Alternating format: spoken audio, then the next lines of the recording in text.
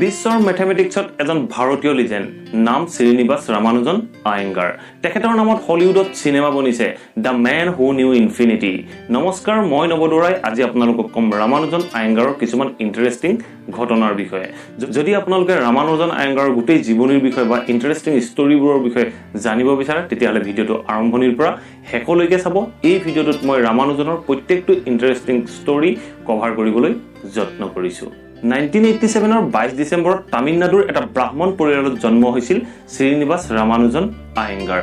শ্ৰীনিবাস ৰামানুজন আয়েংগাৰৰ পিতৃৰ নাম আছিল কে শ্ৰীনিবাস আয়েংগাৰ আৰু মাতৃ আছিল এগৰাকী ভজন গায়িকা। তেখেতে মন্দিৰে মন্দিৰে ভজন গাইছিল আৰু দেউতাক আছিল এখন শাৰী দোকানৰ কেৰেণী। জন্মৰ পাছত ৰামানুজনৰ বিকাশ সঠিকভাৱে হোৱা নাছিল।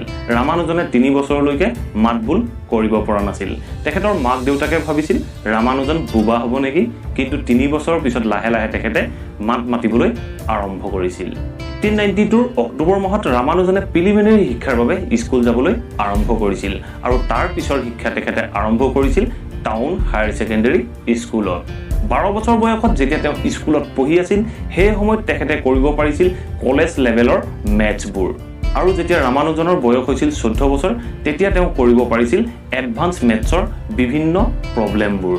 সেই সময়ত ৰামানুজনে মেথছ কৰি খুব ভাল পাইছিল আৰু মেথছৰ প্ৰতি তেখেতৰ অগাধ প্ৰেম হৈছিল আৰু মেথছৰ প্ৰতি থকা অগাধ প্ৰেমৰ বাবে তেখেতে অন্যবোৰ ছাবজেক্টত গুৰুত্ব দিবলৈ পাহৰি গৈছিল আৰু অন্যবোৰ ছাবজেক্টত গুৰুত্ব দিবলৈ পাহৰি যোৱাৰ ফলতে তেখেতে ক্লাছ 12 পাছ কৰিব নোৱাৰিলে। ৰামানুজনে ক্লাছ 12ত ফেইল কৰাৰ লগে লগে ৰামানুজনৰ স্কলাৰশ্বিপ বন্ধ হৈ গ'ল। ৰামানুজনৰ ঘৰৰ পৰিৱেশ আৰ্থিকভাৱে ইমান সবল নাছিল, গতিকে ৰামানুজনে যিমানখিনি পঢ়া শুনাৰ কাৰণে খৰচ পাতি নিৰ্ভৰ কৰিবলগীয়া হৈছিল সেই সকলোখিনি তেওঁ নিৰ্ভৰ কৰিছিল স্কলাৰশ্বিপৰ ওপৰত। ৰামানুজনে যিটো ছাবজেক্টে খুব সুন্দৰভাৱে পঢ়িছিল বা ভালকৈ পঢ়িছিল সেই ছাবজেক্টটোতে খুব সুন্দৰ মাৰ্ক আনিব পাৰিছিল। সেইবাবে এবাৰ স্কুলৰ প্ৰিন্সিপালে ৰামানুজনৰ বিষয়ে কৈছিল ৰামানুজনৰ বাবে স্কুলৰ পৰীক্ষাবোৰ যিবোৰ স্কুলে কণ্ডাক্ট কৰে সেইবোৰ উপযুক্ত হোৱা নাই। অৱশেষত 1908 চনত ৰামানুজনে জানকীৰ লগত বিবাহপাশত আবদ্ধ হৈছিল। জানকীৰ লগত বিয়া পতাৰ পাছতে ৰামানুজনৰ প্ৰব্লেম দিনক দিনে বাঢ়িবলৈ ধৰিলে। ৰামানুজনৰ ঘৰৰ পৰিৱেশ বা ঘৰৰ আৰ্থিক অৱস্থা ইমান সুচল নাছিল। ৰামানুজনৰ লগতে বৰ্তমান আহি পৰিলে জানকী। ৰামানুজনে নিজৰ লগতে জানকীকো চোৱা চিতা কৰিব লগা হৈছিল বা জানকীৰো দায়িত্ব ৰামানুজনৰ ওপৰত আহি পৰিছিল। অৱশেষত ৰামানুজনে সিদ্ধান্ত ল'লে তেখেতে চাকৰি কৰিব।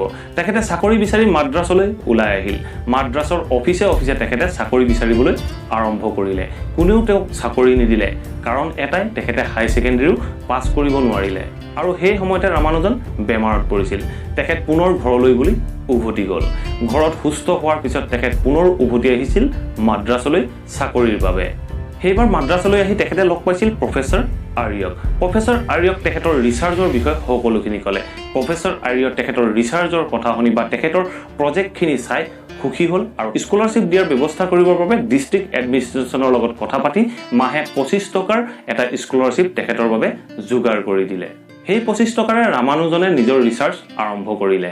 ইয়াৰ পিছতে ৰামানুজনে এটা অফিচত ক্লাৰ্কৰ চাকৰি পালে। ক্লাৰ্কৰ চাকৰিৰ জীৱন তেখেতে আৰম্ভ কৰিলে।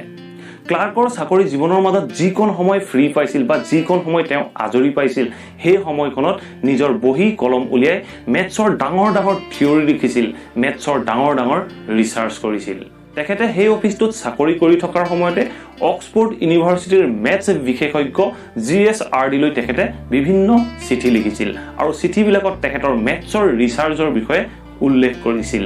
অৱশেষত প্ৰফেচৰ GSRDয়ে তেখেতৰ লেটাৰ পাইছিল আৰু লেটাৰখন খুলি চাই প্ৰফেচৰ GSRD আচৰিত হৈছিল আৰু লগে লগে প্ৰফেচৰ GSRDয়ে লিটল ৱৰ্টক পঠাই দিছিল ৰামানুজনক ভাৰতৰ পৰা লণ্ডনলৈ লৈ যাবলৈ।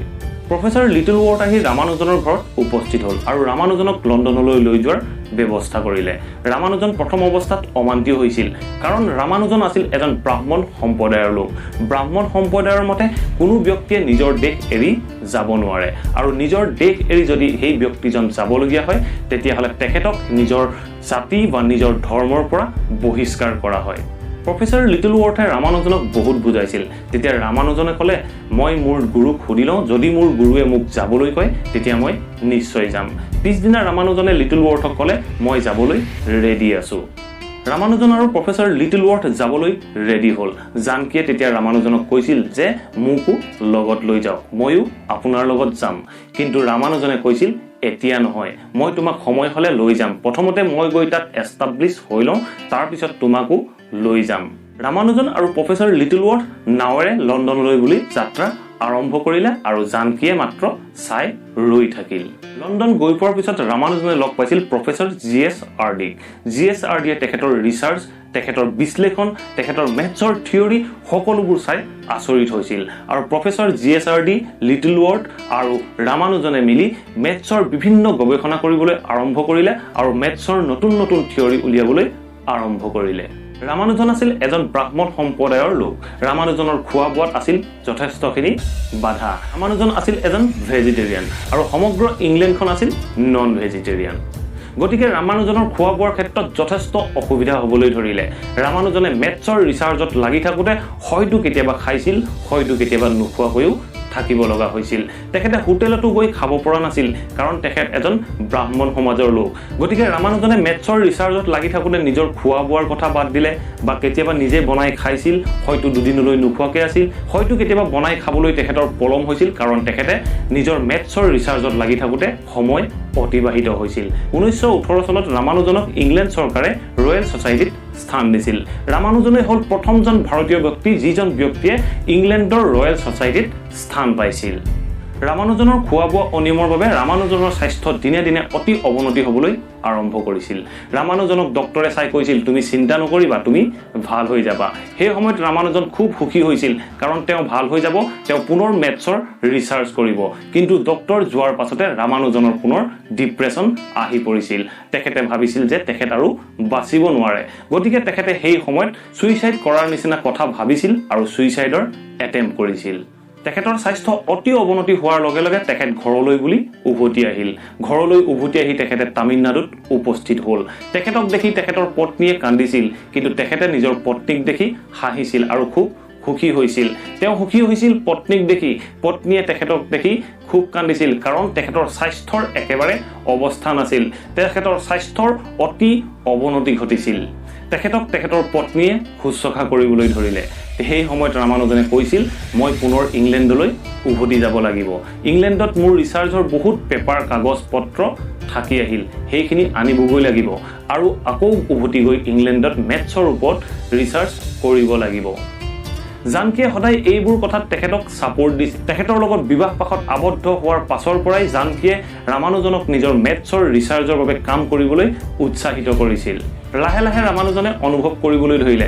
তেখেত আৰু বাচিব নোৱাৰে তেখেতৰ পত্নী জানকীয়ে তেখেতৰ অৱস্থা দেখি চকু পানী টুকিবলৈ ধৰিলে তেতিয়া ৰামানুজনে নিজৰ পত্নী জানকীক কৈছিল মই তোমাক ইংলেণ্ডলৈ লগত লৈ যাব লাগিছিল মই যদি তোমাক ইংলেণ্ডলৈ লগত লৈ গলো হয় তুমি অন্তত মোৰ খোৱা বোৱাৰখিনি ধ্যান ৰাখিব পাৰিলা হয় আৰু যদি তুমি মোৰ খোৱা বোৱাৰ ধ্যান ৰাখিলা হয় মোৰ আজি এনে অৱস্থা কেতিয়াও নহল হয় তুমি চিন্তা নকৰিবা মই ইংলেণ্ডত কাম কৰি থাকোতে 5000 টকা বেংকৰ একাউণ্টত জমা কৰিছিলো সেই 5000 টকাৰে তোমাক এডাল সোণৰ চেইন কিনি দিম জানকীয়ে খুব কান্দিছিল হেয়া আছিল ৰামানুজনৰ নিজৰ পত্নীৰ প্ৰতি প্ৰেম অৱশেষত 1920 চনৰ 26 এপ্ৰিলত ৰামানুজনে শেষ নিশ্বাস ত্যাগ কৰিছিল প্ৰফেসৰ GSRD লিটলৱৰ্থে ৰামানুজনৰ এই বিয়োগৰ কথা শুনি খুব আচৰিত হৈছিল তেখেতসকলে নিজকে নিজেই সম্ভালি লৈছিল ৰামানুজনৰ মৃত্যুৰ লগে লগে পৃথিৱীৰ পৰা এজন বিখ্যাত মেথমেটিক্স লিজেণ্ডৰ অন্ত পৰিল ৰামানুজনৰ জীৱনকাল আছিল মাত্ৰ 32 বছৰ